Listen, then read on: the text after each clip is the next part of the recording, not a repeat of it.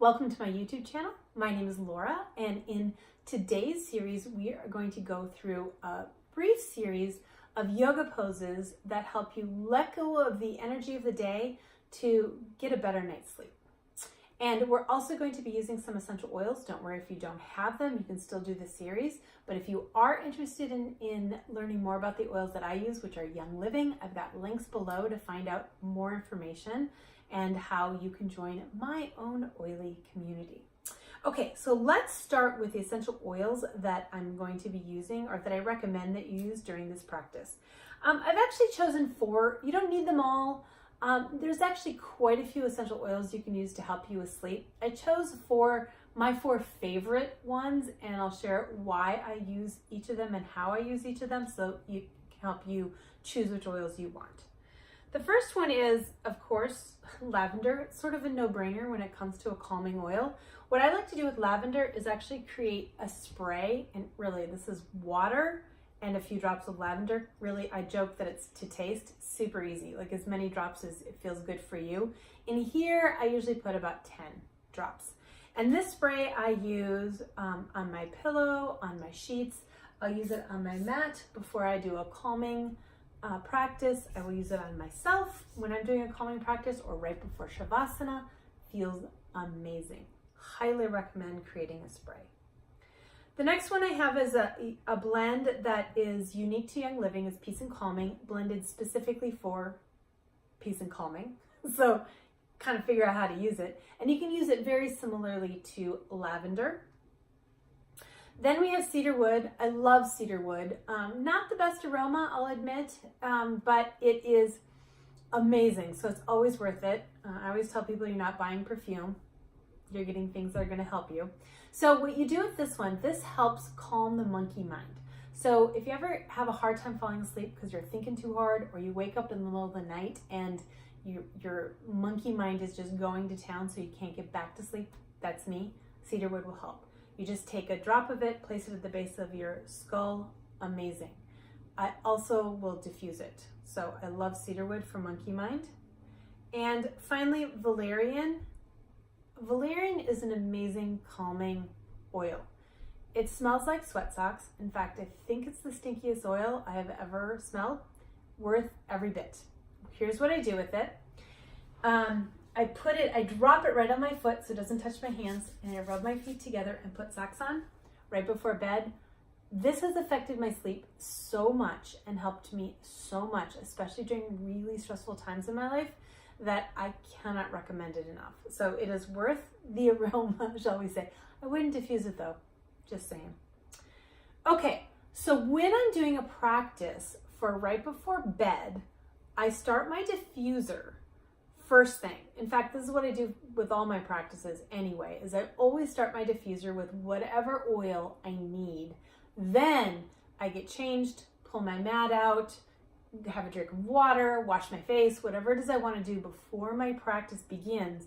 And then by the time I get started, my room is infused already, my practice area, with the aroma and with the energy and the vibration of the oil that I put in to the diffuser. Right now, I have Peace and Calming in there because it happens to be one of my very, very favorite oils.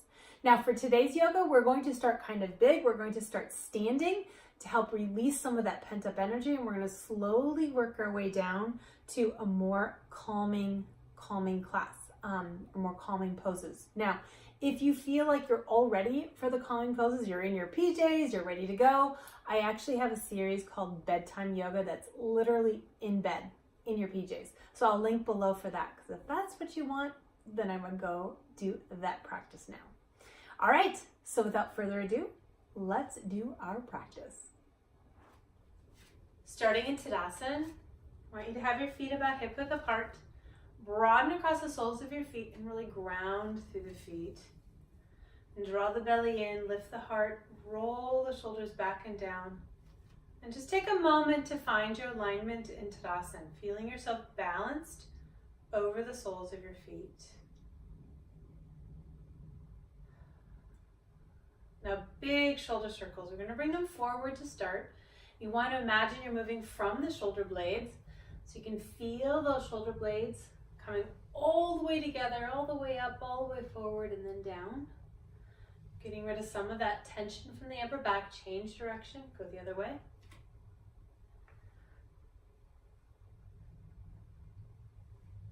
One more, and you're going to squeeze the shoulder blades together and release. And feel your Tadasana again. Feel that openness. Doesn't it feel good across the heart? It changes it when you do the shoulder rolls. All right, now separate your feet. We're going to move into triangle. So if you'd like to have a block, go ahead and grab one. You can certainly use your leg if you prefer, or if you can reach the ground, then absolutely do that. Bring the arms out to the side, feeling broad across the heart. We're going to move to the right. So you're going to turn your left foot in and turn your right foot out. Feeling open across the heart as you extend out and move down into your pose. Now allow your heart to open, feeling broad across the heart.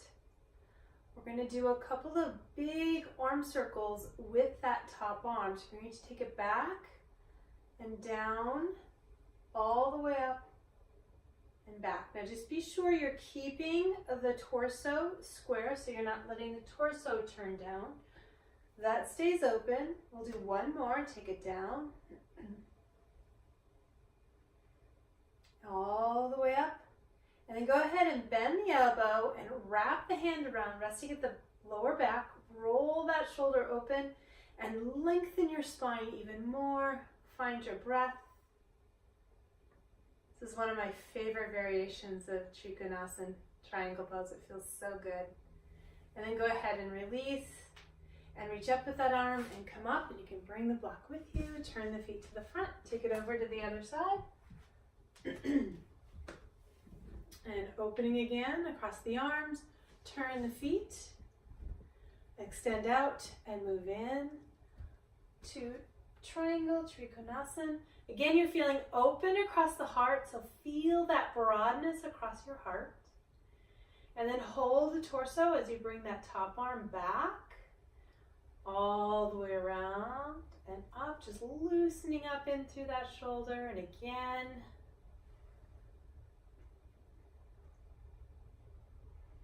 And one more, and take it down, all the way up. And then releasing it, bending the elbow, resting the back of your hand at the small of your back. Roll that top shoulder open and elongate your spine even more. Deepening that hamstring stretch. And then release and take the hand up and come all the way up and out. Turn the feet to the front, arms come down. Now we're going to go back over to the right side. And we're going to do Parsvottanasana. So for this pose, you actually want to turn that back foot around even more and square your hips and shoulders off to the right. Now, if you can lace your fingers together and extend the arms, really drawing those shoulder blades together and opening through the heart, do so. If you can't get your hands together, you've got a couple of variations. You can use a strap between your hands, or you can simply take your hands to your waist and draw those elbows back, opening through the heart. So you decide where you want to work. You're going to inhale, scoop up, and exhale, fold over that front leg. Press through your back heel. Get long through the body.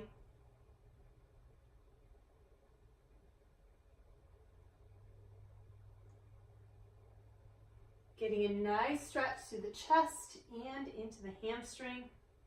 And then you're going to bend the elbows and release. And you're going to come down, walk your hands through the front, turn your toes to the front,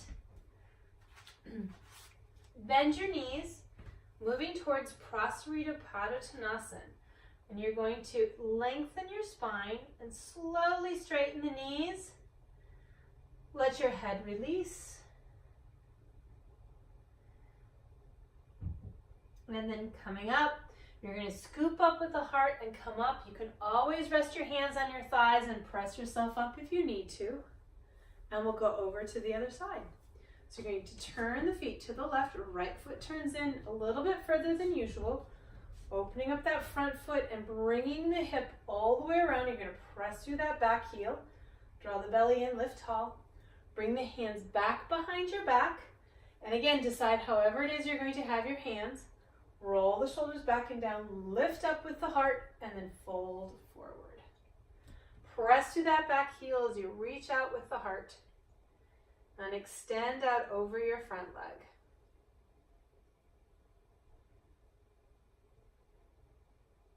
Keep breathing. Let your breath be nice and soft.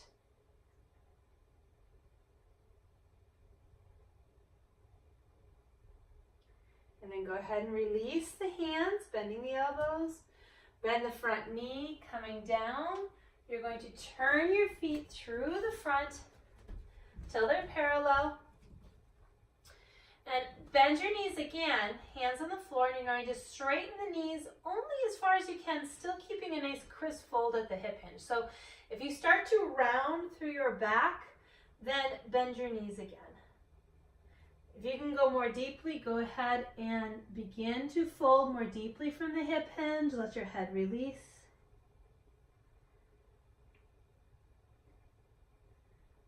Now, you're going to come up slightly, bring your hands out, and just come up a little bit with the body till the torso is parallel to the floor.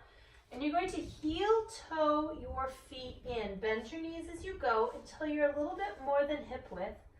Let your toes turn out and set your hips down into Malasana pose or into garland. Now, you can have a seat on the block if you need to. Bring your back up against a wall, or if you can simply have your feet flat, then go ahead. It's also okay to be on the toes. This is such a nice one for releasing the hips and the lower back. You might already feel it in the lower back. It's really nice. And just take a few breaths.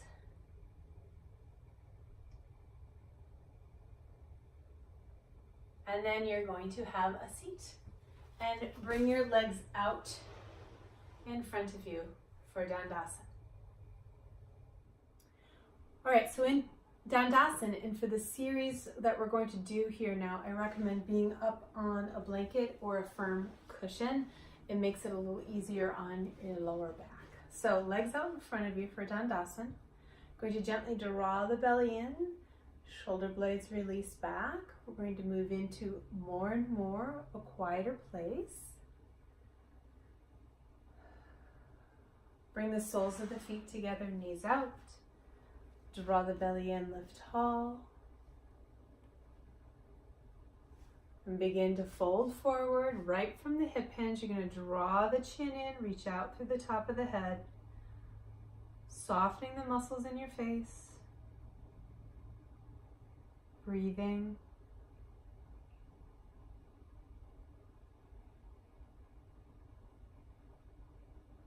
And then come on up. Extend your left leg out and reach right out through the sole of the foot.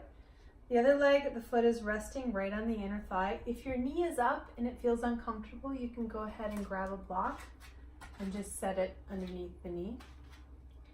Going to draw the belly in and extend out over that straight leg. Draw the chin in. Reach out through the top of your head.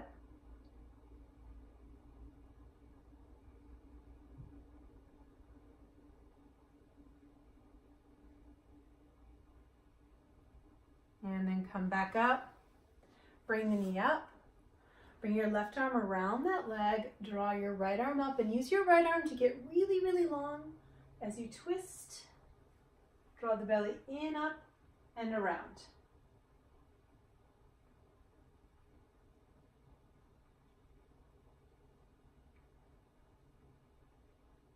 Feeling broad across the heart. Really draw that back shoulder blade around. And then release and come back and bring your left leg back again, back into Baddha Konasana, getting long through the body. Coming forward from the hip hinge, tuck the chin in, reach it out through the top of your head.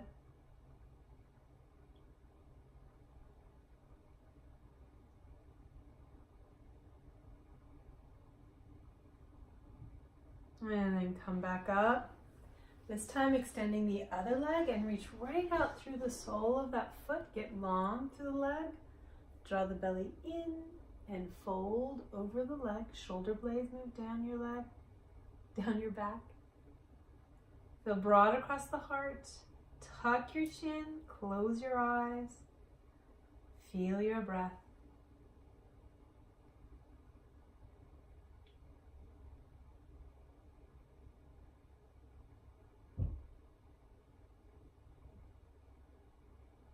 And then come on up. Bring the knee up. And bring that arm around. Left arm comes up. You're going to reach the arm up and you're going to twist. Feeling broad across the heart. Give yourself a nice twist here.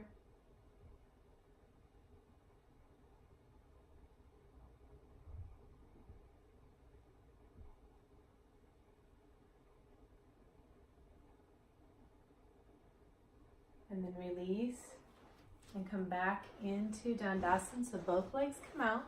Extend through the legs, draw the belly in, roll the shoulders back, and just take a couple of breaths. Feel the quiet in the body. Your gaze for this pose, your drishti, is actually the space between the ball of the big toes. So if you keep your chin level and then just drop your gaze to that spot and just give yourself a soft focus. You're not focused hard because that hardens the eyes. Just a really soft focus on that spot and just take a couple of breaths.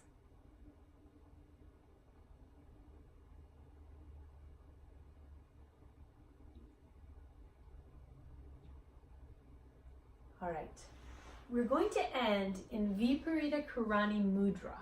This is a variation of feet up the wall, and if you don't have a block, you do need a block for it, you can just do feet up the wall, which is, if you're not sure, just what it says. You put your tushy right up to the wall and bring your feet up the wall.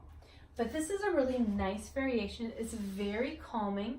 You might at this point want to re-spray yourself with your Shavasana spray if you have one, or a sleep spray or linen spray. Now's a good time because we're going to begin to move more deeply into that quiet space.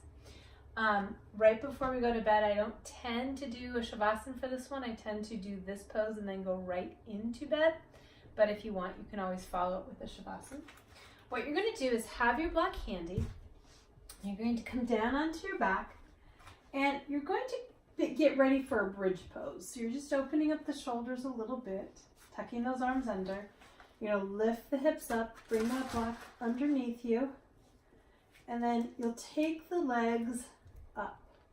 Now, I'm putting my block on the lowest level because I want it to be a little gentler on my body, but you can feel free to go up higher if you want. When I'm doing it a little bit more vigorously, I will go all the way up on the end. I just want you to take a few breaths. This is a surprising pose, shall we say. It doesn't tend to look very comfortable, but you get into it and it feels really good.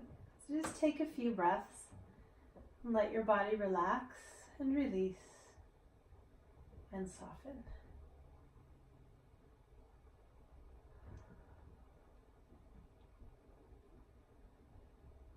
If you need to bend the knees because of tight hamstrings, that's just fine. You can bring them a little bit further up if you need to. Feel free to vary this pose however you want to.